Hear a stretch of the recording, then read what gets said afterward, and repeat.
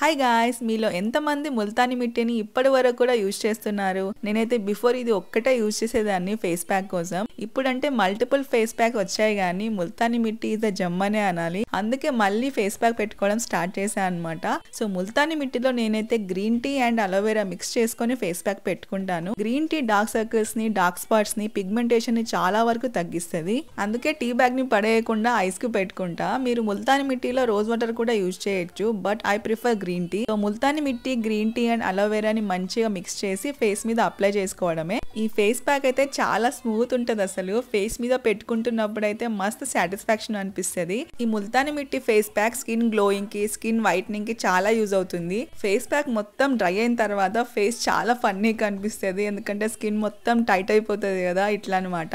So మొత్తం ఆరిపోయాక face wash చేసుకుంటే సరిపోతుంది. వీక్లీ 2-3 టైమ్స్ యూజ్ చేయండి, బెస్ట్ రిజల్ట్ అనేది వస్తుంది. Do subscribe for more. Bye.